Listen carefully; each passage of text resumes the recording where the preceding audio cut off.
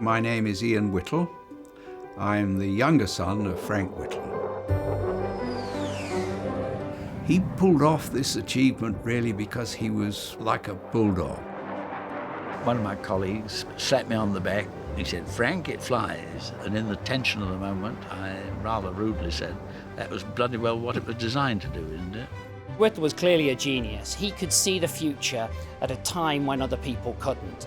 I don't think a lot of people realise that that first flight marks the dawn of the jet age. To be studying aero engineering at Cambridge, like my great-grandfather, is really special. Hearing the name Whittle around this university really reminds me of how much of an impact he continues to have. He was an amazing man. He was very, very tough, and he kept going. Every single stage of the project was such a battle.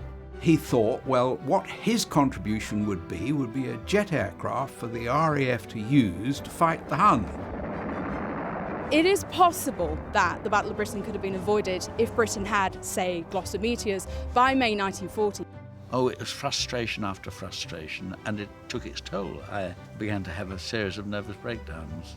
A lot of these things may have caused the rather gentle breakdown of his marriage to mother. I suddenly found I didn't have a daddy at home.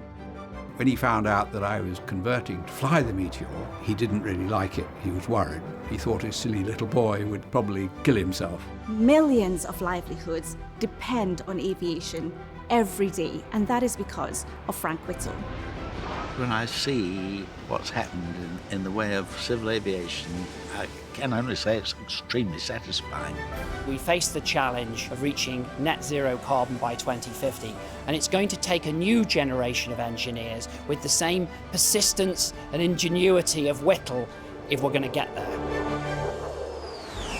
My father wasn't in the least bit interested in being referred to as the inventor of the turbojet. He never put a line underneath anything he ever did, because he was always looking into the future all the time. He was always thinking of ways of making it better.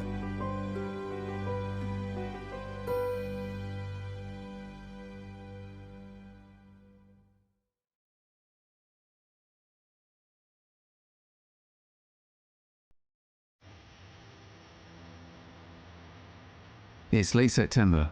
Time to fly.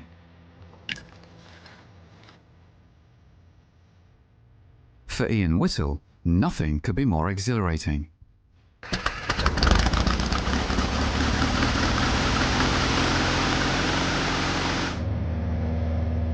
And today's destination has added significance for this son of a jet pioneer. I'm still flying. I still have a flying license and an instrument rating, so I still get associated with aircraft, and thanks to my dad that I do. Take us straight to the first runway 27 and report at 5 miles, QFE 1019. 1019 and QFE 1022 QNH, 45 miles, go Bendy. I must say I do look back with a huge sense of gratitude to him for what he achieved and what he enabled me to do.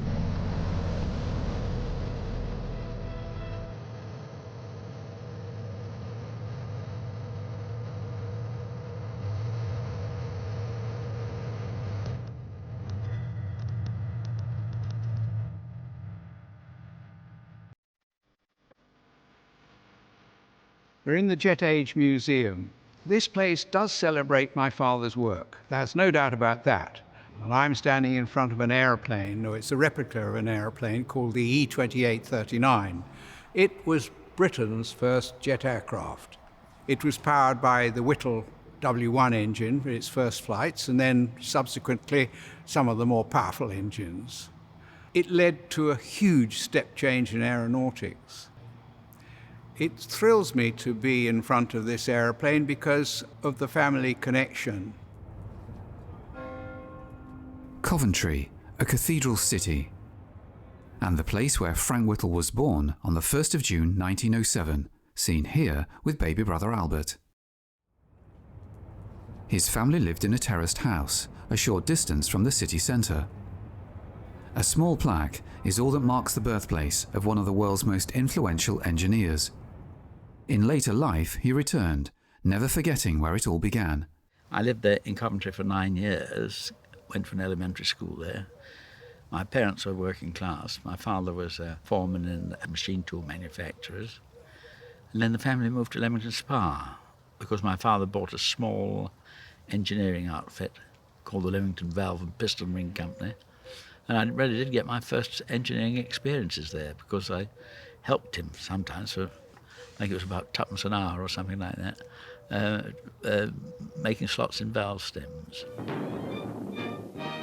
World War I introduced mechanical warfare on a colossal scale, but it provided considerable work for heavy industry. It's likely that the business run by Moses Whittle, Frank's father, would have been awarded contracts to support the war effort. However, with the end of war came the end of contracts. The end of the First World War in 1918, the business lost out and Grandpa became very poor. They did have hard times, but I don't know much about it. I can only say that at one time they had nowhere really to sleep except in the workshop on the floor, and times were very tough. Do you think that affected your father? I shouldn't think it affected him particularly, no. Why should it? Frank Whittle was born at a time of intense excitement in flying, pursued by legendary pioneers such as Louis Blériot in France and the Wright brothers in America. The young Whittle was captivated. I was always attracted to flying from my earliest years almost.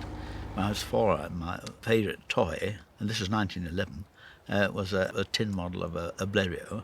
And my heroes were people like Captain Albert Ball and Major McCudden on the VCs of the First World War, and I just wanted to fly. I was very lazy with homework and got a series of raspberries for that. But at the end of term, I would often do quite well. For instance, I'd come top of maths. I used to go down to the library in Leamington Spa and study all sorts of things which are not in the school curriculum. And that was where I first started to learn about gas turbines. Armed with his love of flying and a gift for maths, at the age of 15, he applied to join the Royal Air Force. However, he was rejected, not because of his age, but because of his height.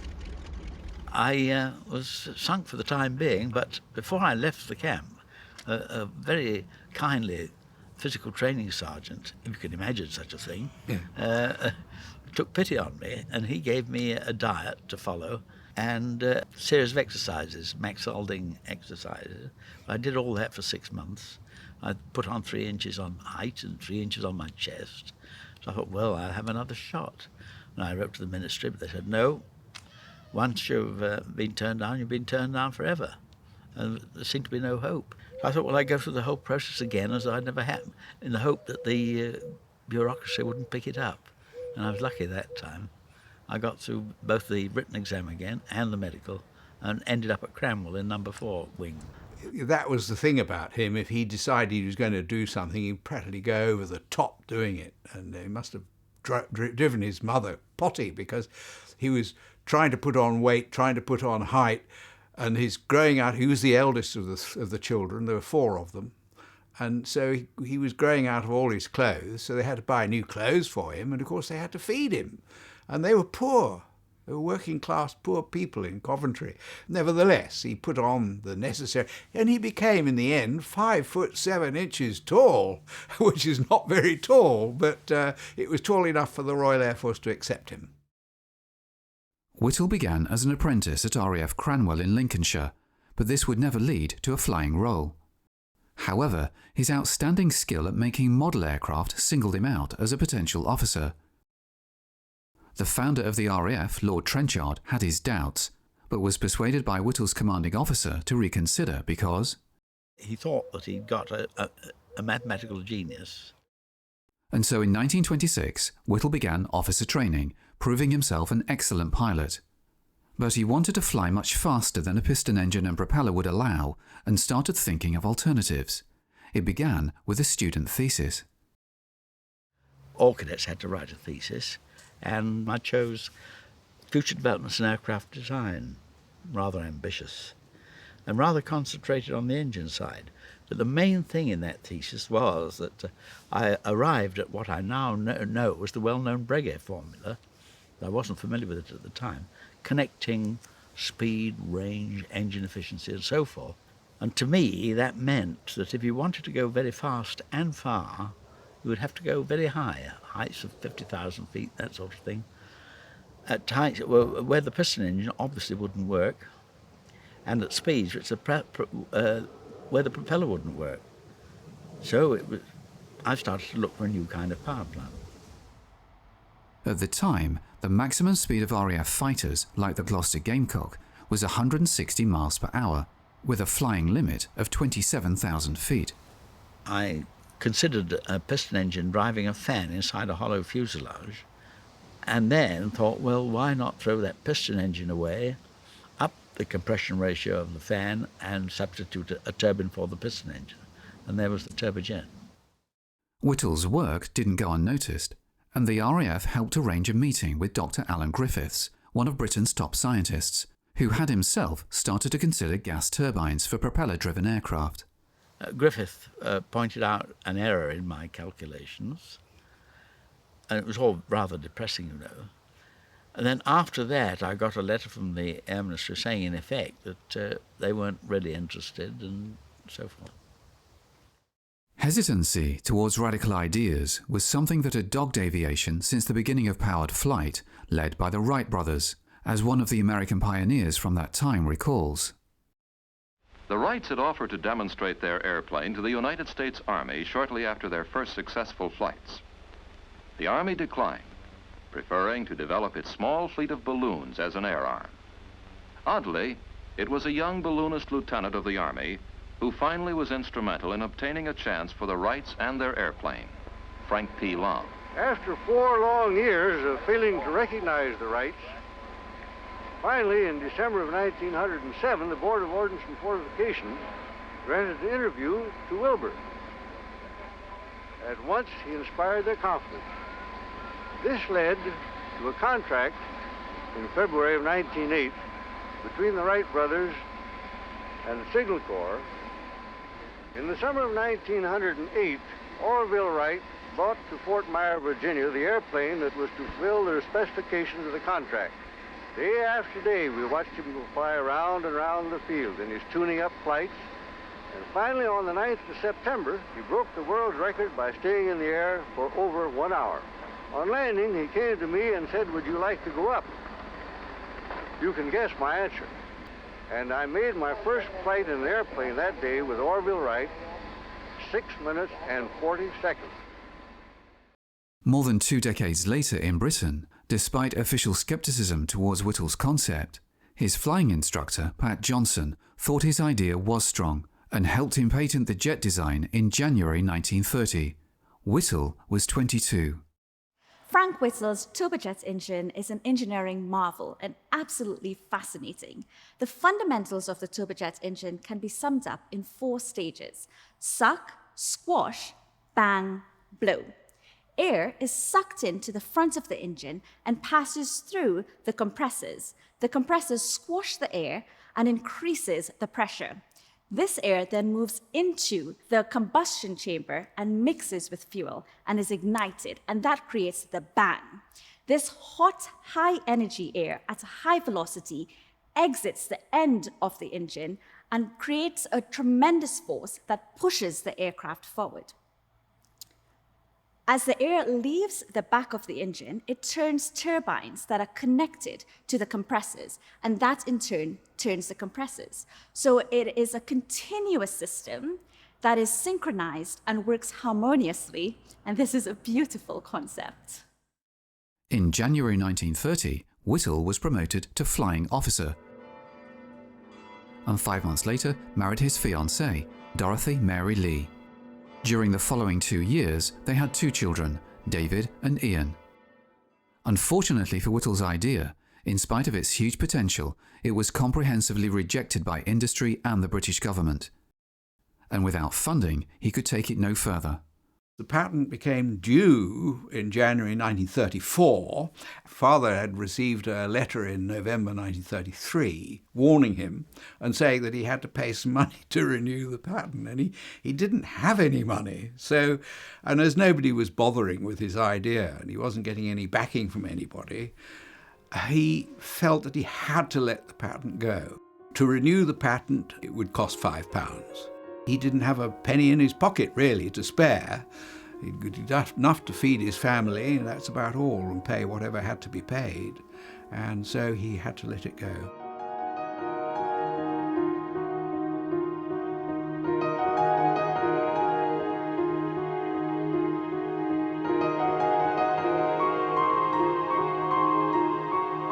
I went to Cambridge in September 34 to take the mechanical sciences tripaths. And being already fairly qualified, we were allowed to do that in 2 years. It was thanks to the RAF, which continued to nurture his engineering talents. They decided that though they'd stopped sending officers to Cambridge, that I would go. While I was at Cambridge, of course, I was learning more and more about thermodynamics and aeronautics and so forth, and polishing my ideas on the jet engine, and convincing myself more and more that it was a good idea. Except at Cambridge, I began to have doubts. I thought, is it, when you learn more, you become more aware of the difficulties. But fortunately, I didn't allow them to daunt me at that time. So I cycle past the sign pretty much every day, just go to my lectures, go to my labs, learn about some of the things that Frank Whittle would have learned about back 85 years ago. And it certainly fills me with a lot of pride and a lot of inspiration. Well, we were talking about Grandpa coming on great-grandpa, I should say, coming on a walk along here, yeah, which is highly likely. As a student of aeronautical engineering, Max carries on the family tradition. It's a great pity that he didn't know that he would have a great-grandson right here in Cambridge studying engineering. He would have been so pleased, because it would have made him realise that his legacy was going to be continued. Wife Dorothy joined Frank on graduation day to celebrate his achievement of a first-class honours degree. More than 90 years later, Ian and Max reflect on the famous family photograph. Well, here we have my father and mother and his great-grandpa and his great-grandma standing right here outside the gates of the Senate, and when he got his degree. How about that? It's extraordinary enough being at this university. It's such a big part of in its history, but to see it here like this is definitely very special. So it's lovely to see. It is special, isn't it? Well, there you are. You can almost see yourself there. Well, hopefully, One day. maybe in a couple of years' time. One day, in a couple of years, yeah. He was trying to do the mechanical sciences in 2 years instead of the usual 3. So for the second year, when he took up with the turbojet again, took up where he left off, he was incredibly busy. And you can imagine working for a first and working on the dynamics of a turbojet engine was quite something. By the mid-1930s, Germany was rearming. The signs of a Second World War were ominous, but the British authorities saw no role for jet technology in such a conflict. One man who did was Whittle's friend from Cranwell, Rolf Dudley Williams, who could see that a jet engine was a potential war winner. In 1935, he sent Whittle a letter. My dear Whittle, says, this is just a hurried note to tell you that I have just met a man who is a bit of a big noise in an engineering concern, and to whom I mentioned your invention of an aeroplane sans propeller, as it were, and who is very interested. That letter that changed the course of history because it rescued the turbojet from oblivion. Had this letter not been written, I'm not joking when I say we British simply would never have developed the turbojet. The letter sparked the collaboration of Rolf Dudley Williams, Frank Whittle and James Collingwood Tinling, another RAF officer friend. And they approached me with the idea of forming a company and getting on with it, and they succeeded. The friends looked to the City of London to finance the new company. And through another pilot and engineer, Mogens Bramson, were introduced to the merchant bankers, Falcon Partners, along Old Jewry, just around the corner from the Bank of England. The bankers commissioned a report from Bramson into whether Whittle's idea was worth backing. It was wholly favourable. Bramson, he was a pretty skillful aeronautical engineer, and his report inspired Falcon Partners to go on with the job, and they formed the company called Powerjets Limited in March 1936. Whittle negotiated with the steam turbine company British Thomson Houston to supply the facilities that would help build his engine. The engine became ready for running proper on April the 12th of 1937. A lot of people said it wouldn't even turn itself over. I didn't really have that doubt myself. There were considerable technical challenges from the beginning. Nevertheless, a British jet had at last started to become a reality. Just after the engine first ran and we'd submitted a report to the Air Ministry, this was the subject of another report by Griffith, the man who turned the job down in the early days, and his report damned it with faint praise.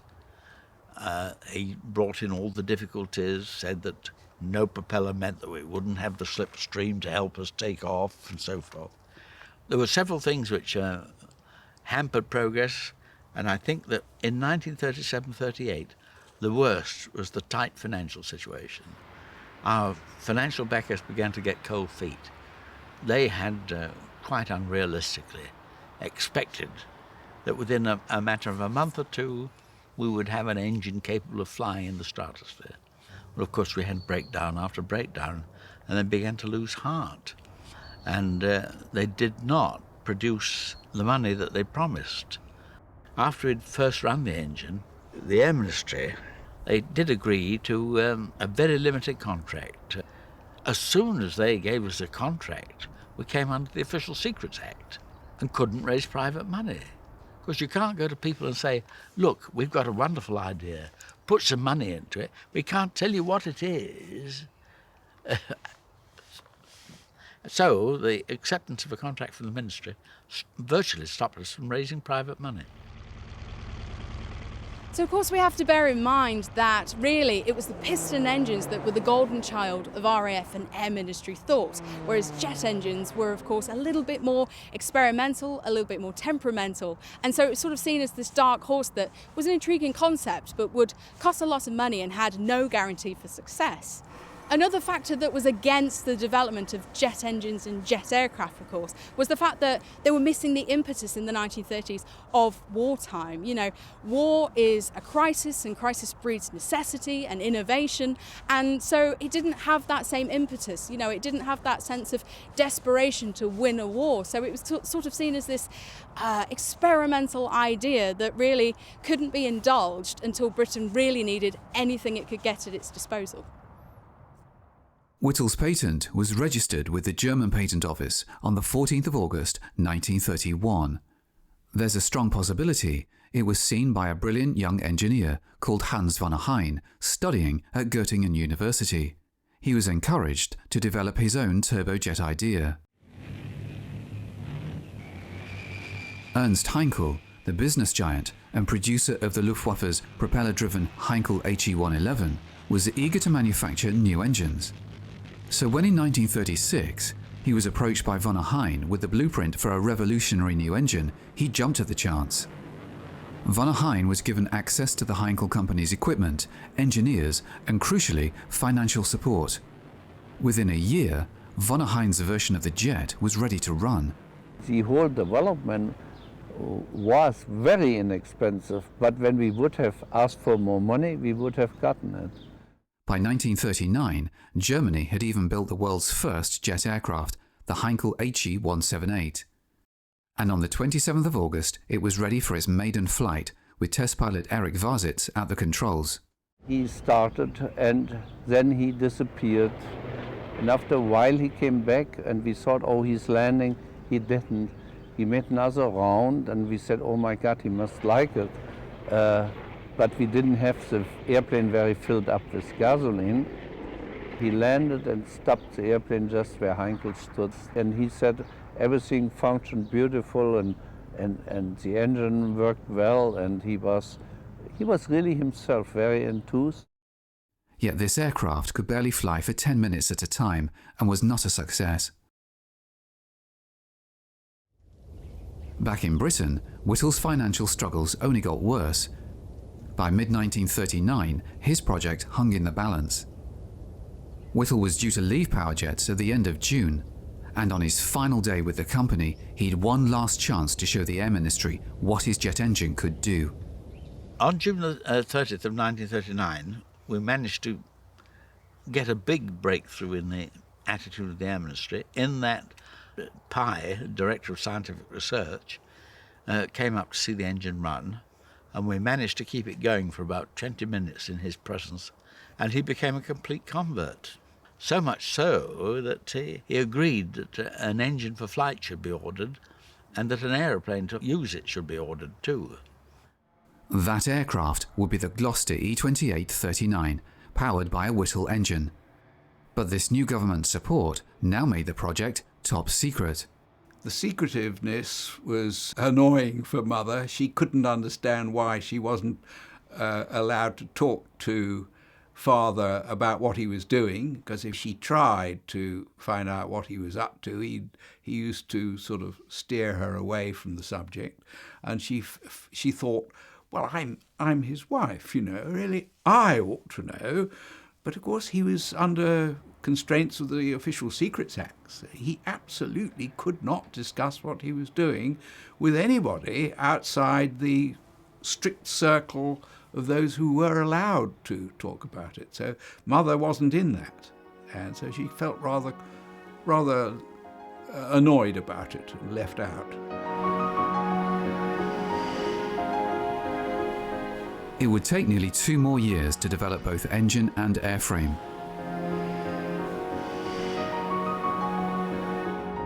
But by May 1941, Whittle's engine was ready to take to the skies.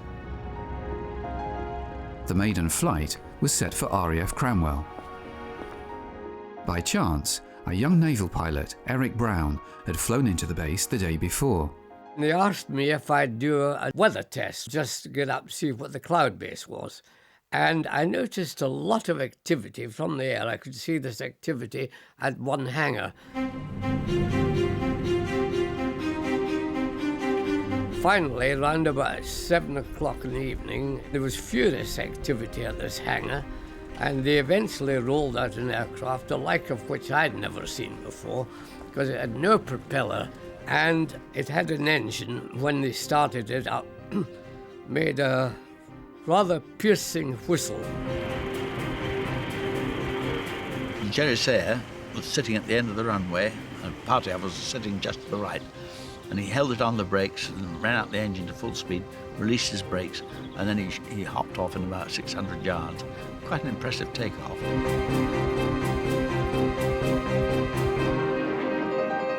One of my colleagues, Pat Johnson, W.E.P. Johnson, slapped me on the back. He said, "Frank, it flies." And in the tension of the moment, I rather rudely said, "That was bloody well what it was designed to do, isn't it?" When it landed, a huge horde of people dashed over and surrounded it, and prominent amongst them was a wing commander in RAF uniform who, as I found out later, was called Whittle. And of course this was Frank Whittle himself. And although I didn't actually speak to Frank Whittle, I didn't get near him, at least I'd seen the great man. I don't think a lot of people realise that that first flight marks the dawn of the jet age, the biggest step change in aeronautics since those flights, those adventures that the Wright brothers had in the USA in 1903. So here we are in 1941, and we're seeing a huge difference in what is going to happen in the future. This means aeroplanes, they dismissed the speed limitations of the propeller, and it dismissed the altitude limitations of the piston engine.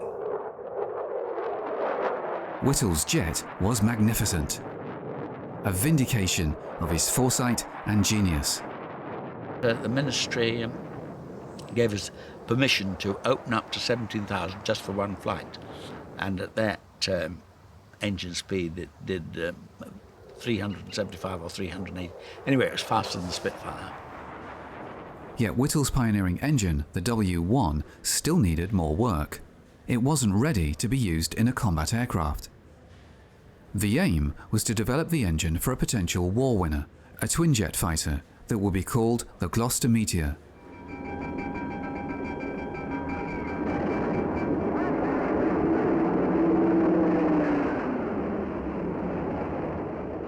However, British engine manufacturers were working flat out, making piston engines for Spitfires and Hurricanes.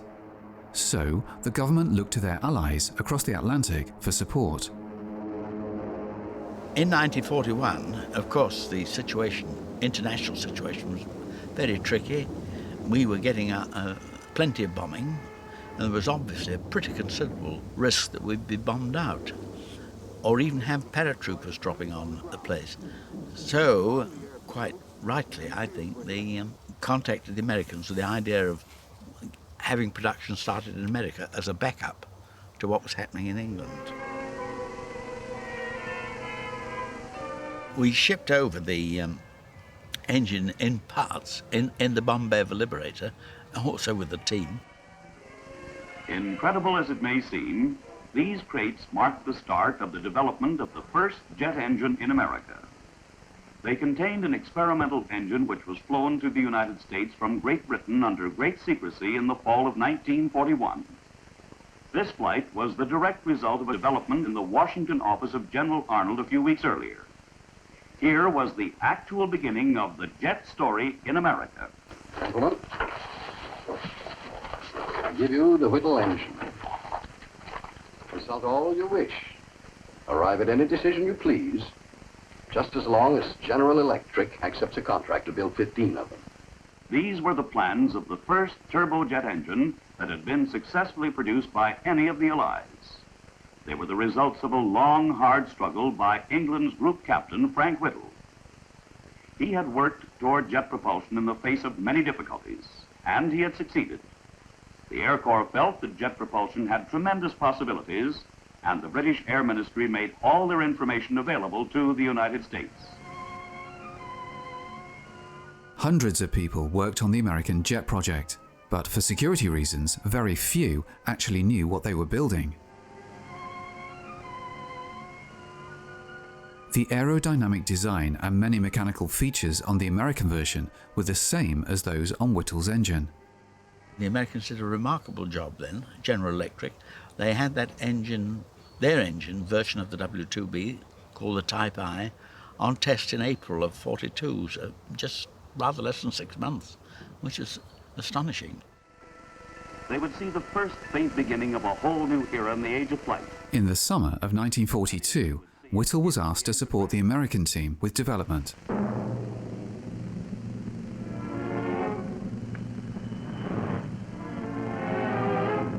This included bringing updated turbojet drawings, advising on how to tackle issues with excessive gas exhaust temperatures, and sharing insights into the use of reheat to improve thrust during takeoff. I got there just at the beginning of June and helped them. I went to Lynn under an assumed name. They insisted I use an assumed name. I called myself Whiteley because I thought if it wasn't sufficiently near my real name, I wouldn't recognize it if I was being paged or things of that kind. There were times when I forgot it, like in the hotel I would waking up, sign for my early morning coffee and forget that I was supposed to be using an assumed name and of course sign the real one. You must have been a bit of a nightmare to security one way or another. I'm told that that didn't matter really because the waiter was an FBI man. Within months, the Americans had their first jet aircraft, the Bell P-59 Aerocomet, powered by an engine made by General Electric. The positivity that Whittle found in America would come to shape his own life. It was most satisfying to see the work GE were doing because, well, they'd got on with the job so fast. It was remarkable. And their enthusiasm was most inspiring. And I thought at the time, if only I'd had that kind of cooperation a few years earlier, what a difference it would have made. Yes, Father had much enthusiasm for America for quite understandable reasons. And of course they treated him so kindly and so enthusiastically when he went over there to the United States. They saw he was tired and needed a holiday, so they sent him off somewhere to have a holiday, but he soon got fed up. He could only stand doing nothing for about 24 hours, then he really wanted to get back to work. But he certainly came back from the USA, apart from having some stockings for Mother, which was great treat. He came back from the USA full of enthusiasm for what they could do over there. Back in Britain, the aviation industry at once saw the potential of Whittle's jet. They could smell money and demanded a share in a product they'd rejected for years. The diktats of war meant Whittle, a serving officer, was compelled to share his ideas with them.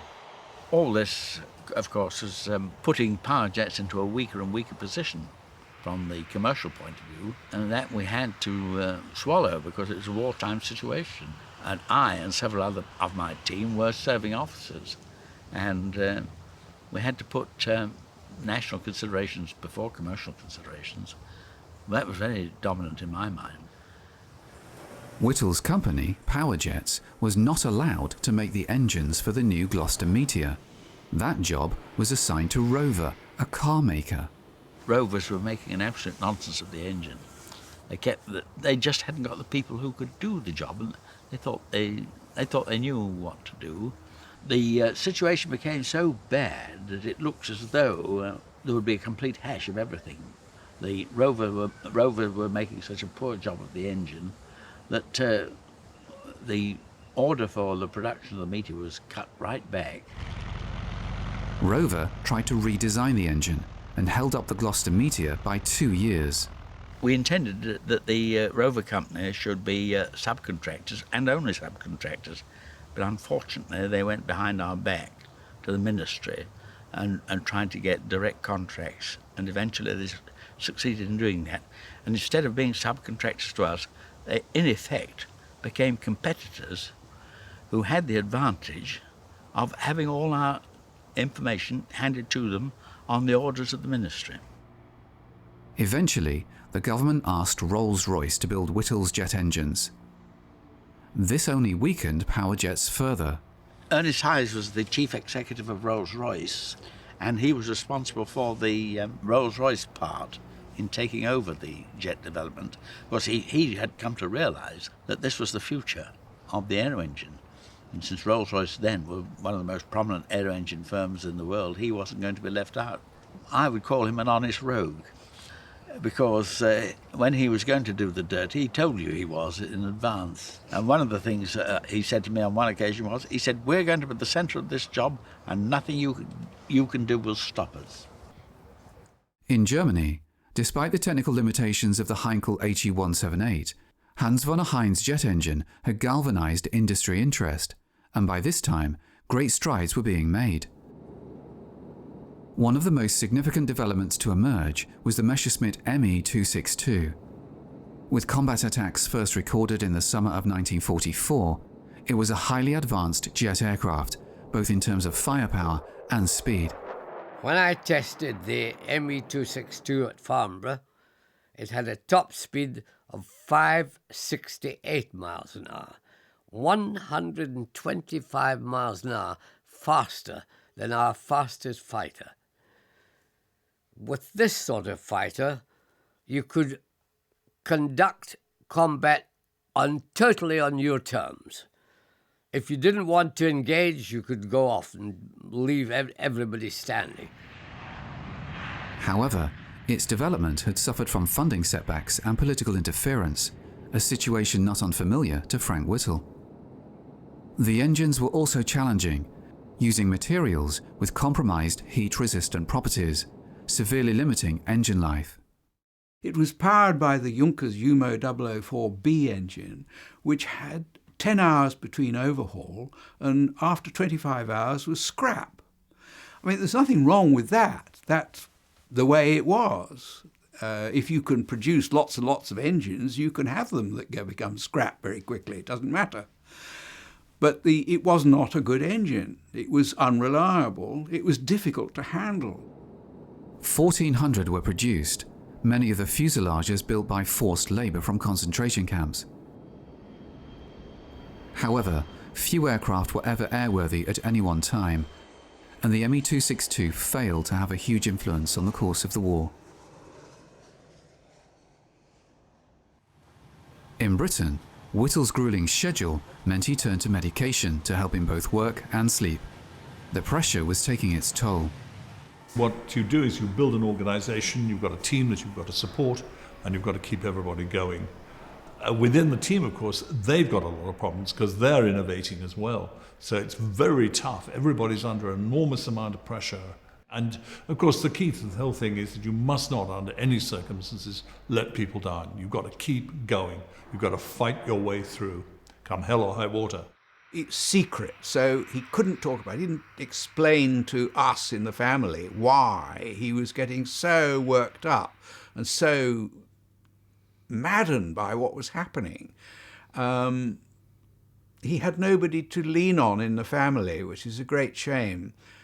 He would have liked, I think, to have at least chatted to his father or even his father-in-law, but he couldn't. That might have, in fact, helped him towards a nervous breakdown. The fact that he couldn't relieve his feelings to family or close friends.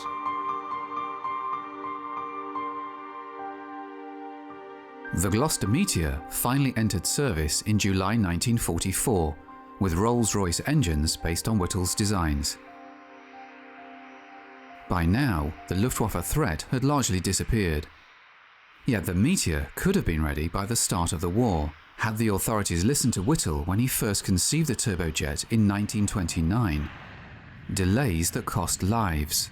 It is possible that the Battle of Britain could have been avoided if Britain had, say, Gloster Meteors by May 1940, because we have to consider the fact that there is a sense of trepidation and fear that is imposed upon the enemy when they don't understand the technology that's in front of them.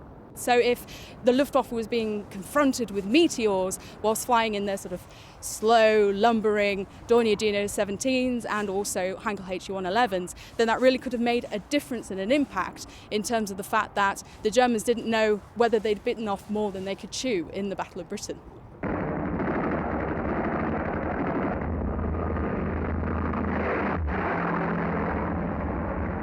Once 1939 had passed and then we were into war, he either had to pack up his turbojet project and go and fight, as all his friends and colleagues were. They were laying their lives on the line, and he was messing about with his turbojet engine, and it gave him he felt very guilty about that.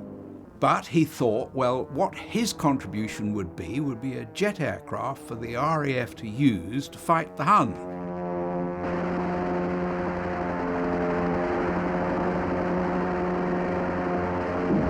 It was terribly frustrating for him, so we as a family watched his health deteriorate because of all these technological, but worst of all, the industrial skullduggery that was going on, despite the fact that we were at war. So we ended up with operational jet fighters much later than we should have done. Many believe Britain's towns and cities would have suffered far less bombing had the Luftwaffe been met by British jet fighters.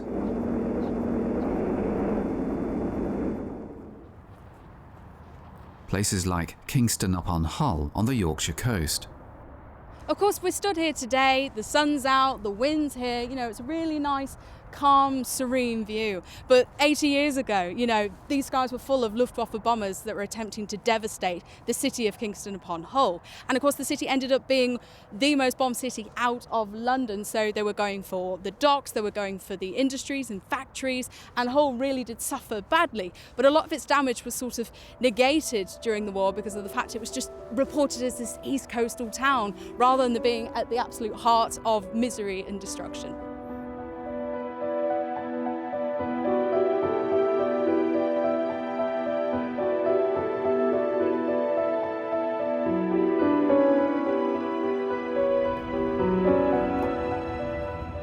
Hull's National Picture Theatre still bears the scars today and is the last remaining World War II civilian bomb ruin that still exists. Incredibly, all 150 people inside escaped unhurt.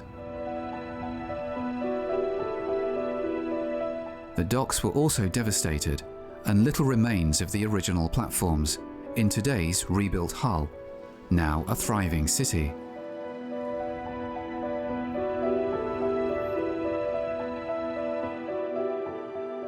Nearly 1,200 people died as a result of the German bombing campaign over Hull that lasted almost the entire war. Nighttime was especially dangerous. Where jet fighters could have made quite a difference during the Blitz in trying to prevent the damage of cities like Hull is the fact that they really would have bolstered the RAF's night fighting capabilities. You know, they had to adapt to the Blitz very, very quickly. They had to start throwing up Beaufighters, Blenheims, Defiants in order to take on the German invaders.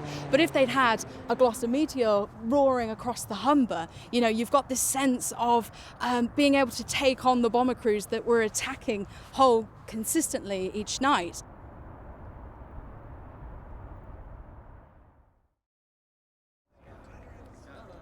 By the mid-1940s, Whittle was at the height of his powers, in charge of two groundbreaking projects. A turbofan known as LR-1 or Long Range 1, and an engine for a supersonic aircraft. The engine for the supersonic plane, the M52, was an aft fan with afterburning, all tacked onto the back end of the W2700 jet engine, and that should have been given sufficient power for the Miles M52 to do 1,000 miles an hour. I think it would have done it. And there was the LR-1 turbofan, which would have been the first turbofan in the world. I came to the conclusion that it could be the answer to a long-range bomber for the Pacific War. We also visualized it as an engine for a transatlantic aeroplane. The turbofan is a turbojet fitted with a fan in front of the engine. Because of the large fan, this sucks in large amounts of air. A small portion of that air goes through the core of the engine and through those stages of squash, bang, and blow, and creates a thrust. But in addition to that, a large portion of the air flows on the outside of the core of the engine, the core of these components, that produces a larger thrust. We therefore have two elements of thrust generated by the turbofan. The turbofan engine is more efficient and less noisy than a turbojet engine. Most airliners today use the turbofan engine, and that is because of Frank Whittle. In January 1944, there was a knock at the Whittle family door.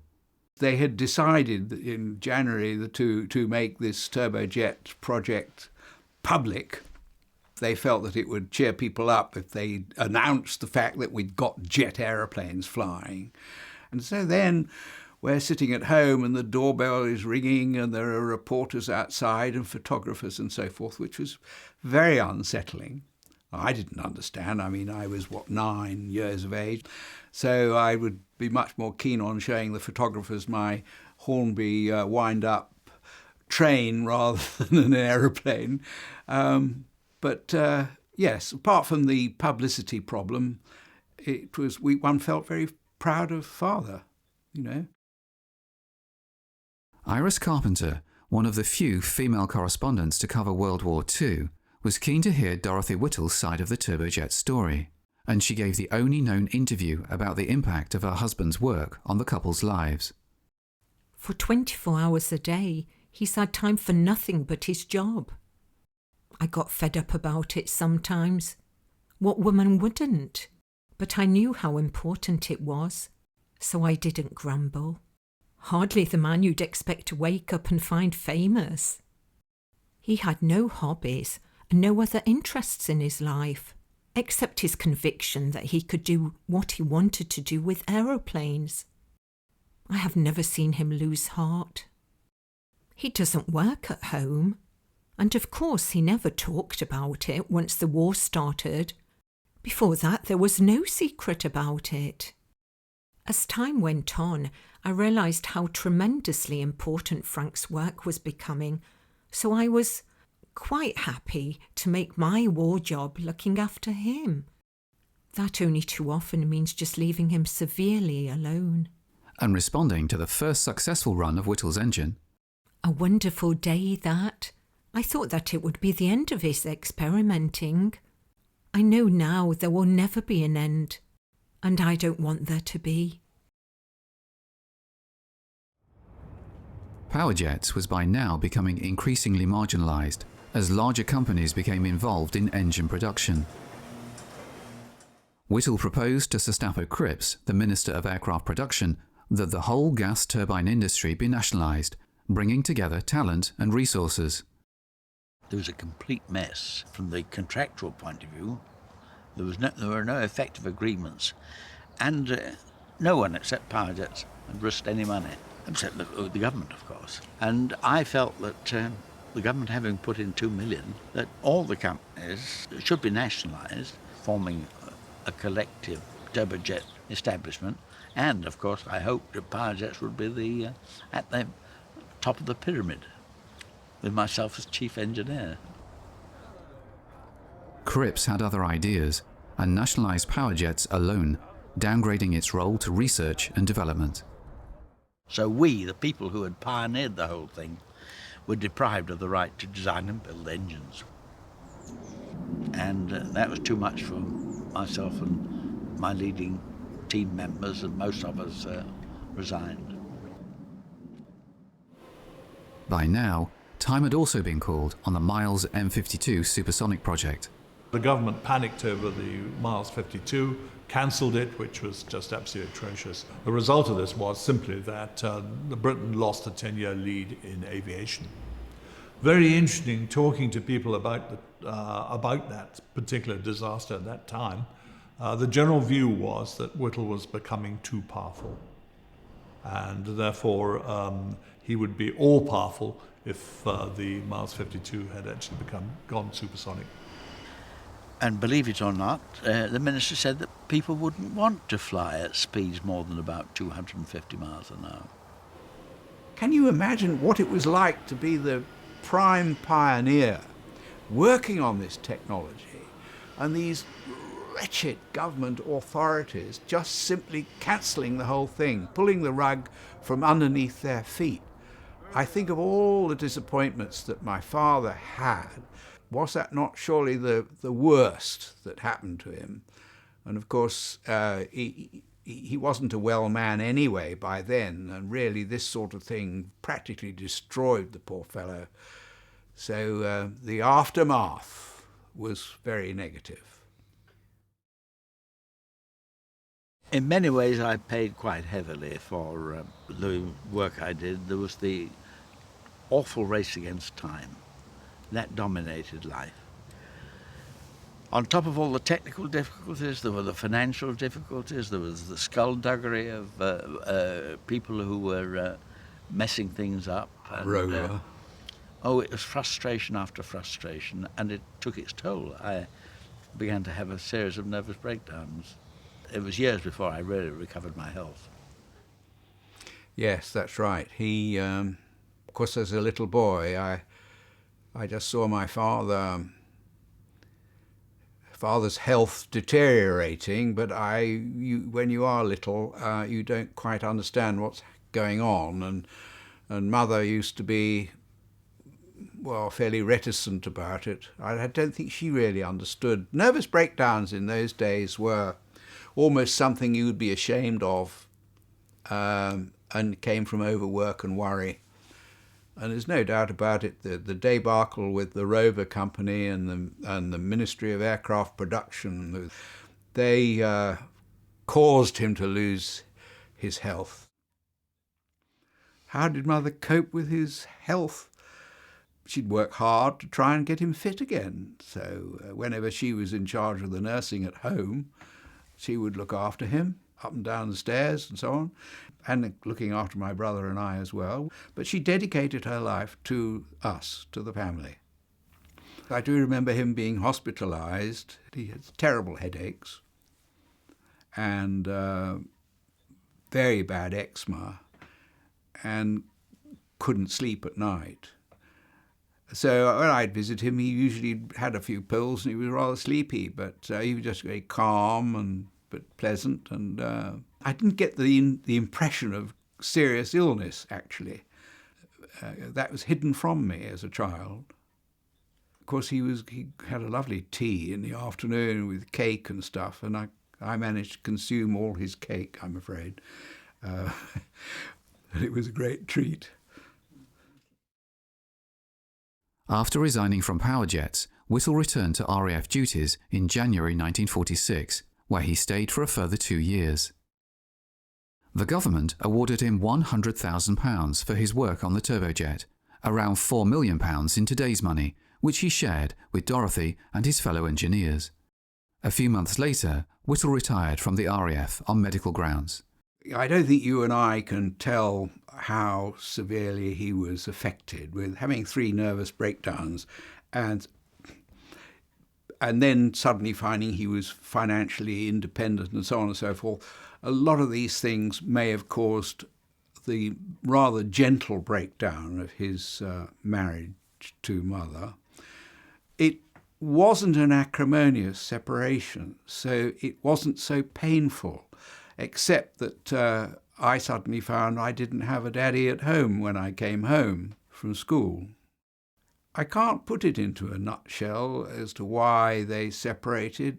I can only think that Father was meeting so many amazing people in his travels, and he was always sent off on lecture tours, and he was going abroad and so on and so forth. Perhaps he found life at home in some way mundane. He also thought that getting outside the marriage, if he was alone, he thought his health was better, and I think he did tend to go away at times anyway. Before they separated, he tended to go away and go and stay in a club somewhere and be alone for a bit, and he seemed to find that he felt more calm. Ian himself followed in his father's footsteps and joined the RAF to train as a pilot. As his skills developed, he was assigned to jet aircraft. When the Meteor first started to fly, they inevitably had problems, and 1 or 2 Meteors crashed. It was a tricky aircraft on one engine. So when he found out that I was converting to fly the Meteor, he didn't really like it. He was worried. He thought his silly little boy would probably kill himself. So he was worried. I got onto an RAF squadron that was based at RAF Odium in Hampshire and flying it there. And I managed to survive. I did have my moments, I'm afraid, but I did survive. As a civilian, not a single engine manufacturer would hire Whittle's services, but his work was having an impact he could hardly foresee.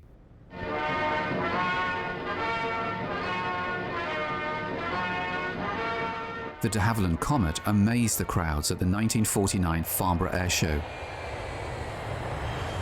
Powered by engines based on Whittle's designs, it would become the world's first jet passenger aircraft, making its maiden flight 3 years later, heralding a golden age of air travel. Something which didn't go unnoticed by the young Ian Whittle, who would eventually fly the Comet. When I said I'm leaving the RAF to go into civil aviation, he was quite angry with me, because he thought that I would go on through and see a full career. I knew that I wasn't going to make air rank. I felt that I ought to stick to flying rather than going behind a desk. I did serve for 5 years and then left and went into civil aviation. I didn't go around from on a day-to-day basis thinking about, who's my father sort of thing, but I did have a tendency to look out of the airplane and think, those engines really are his idea, and I felt rather proud of that. 6 p.m. From now until sunset, there will be aircraft leaving and landing every 34 seconds. The following 30 years saw huge innovations and growth in jet travel, as this American information film shows. 9 hours to Belgrade, 14 to Beirut. Supported by cheap oil, it became a global business, with the United States and Europe emerging as industry leaders and competitors. we could have had a much bigger influence in the war than happened. But when I see what's happened in the way of civil aviation, I can only say it's extremely satisfying, especially when you see something like the Concorde. And one of the things, you see, I never foresaw when I was working on this thing, is that I would be a passenger crossing the Atlantic in 3.5 hours. And incidentally, another thing I didn't foresee is that I would have a son who would be flying 747s as a captain. Aviation is incredibly important. It's the world's only rapid transportation network. It enables us to travel around the world to connect with our loved ones. It allows us to experience different cultures, and this helps break down barriers. It's important for peacekeeping by being able to understand each other. Aviation also opens up markets, especially to developing countries. Millions of livelihoods depend on aviation every day, and that is because of Frank Whittle. But it's come at a price. Today, aviation accounts for almost 3% of global CO2 emissions, and the industry is aiming to be carbon neutral by 2050. If he was around today, he would be very interested in the alternative forms of propulsion that we're trying to introduce in order to reduce atmospheric pollution and so on. He would be fascinated. That fascination can be found here at Cambridge University's Whittle Laboratory. This is just come in, only within a year, and you can see here blades being made. Inspired by Whittle's work, the laboratory conducts pioneering award-winning research into advances in propulsion, which today is centered on reducing aviation's impact on climate breakdown. So at medium and long-range flight, there is no real solution other than the jet engine. But the problem is the fuel we're burning and the emissions that come from those fuels. And so in the future, we're going to have sustainable aviation fuels or hydrogen.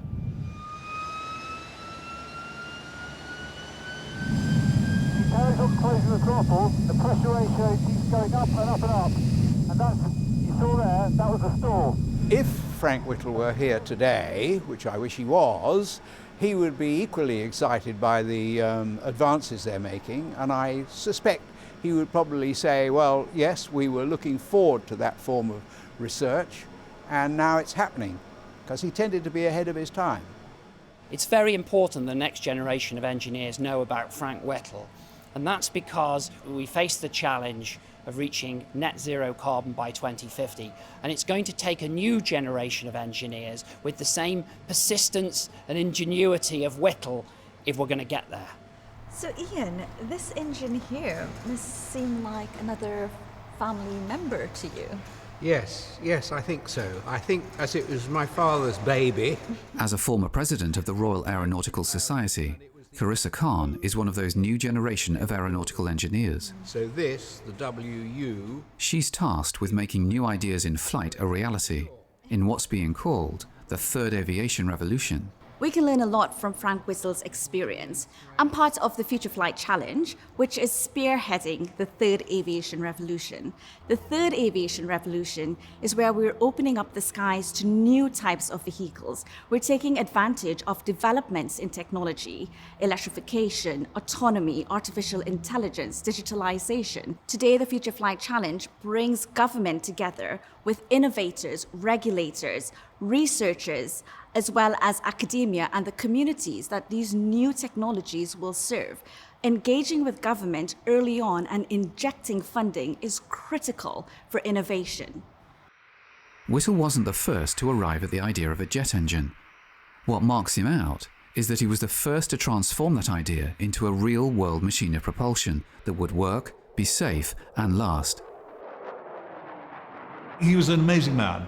He was very, very tough. And he kept going. It was, of course, his personal obsession to see this thing through. The mathematics were right. He knew it could be done. He knew the materials could be found. He was faced with so many setbacks, and to have the character to be able to push through those setbacks and to see your technology in the world, I think was another element of his genius. From his humble beginnings in Coventry, a city which now celebrates his life in the main square, Air Commodore Sir Frank Whittle not only changed the world, but allowed us to see what it looks like.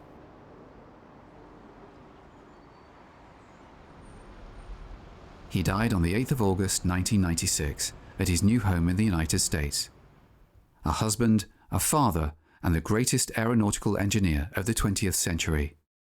When he was dying, I was over in the States and I went into his bedroom that morning. I said loudly in his very deaf ear, I said, "Dad, come on, put on your kit and let's go flying."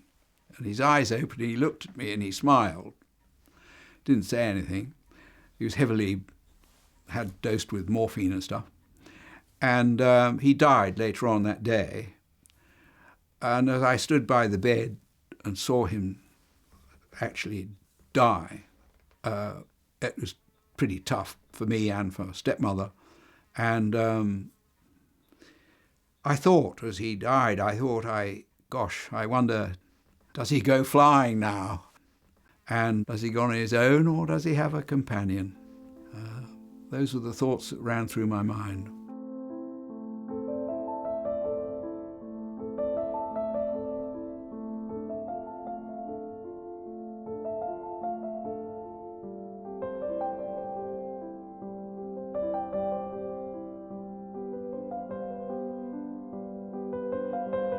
I did feel that I was rather in his shadow.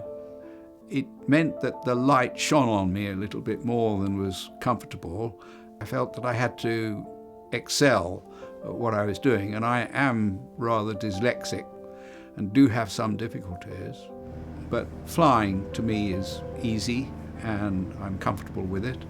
But I felt I did have to set a fairly good example, as people knew who I was and knew who he was, so I had to keep up the show a little bit.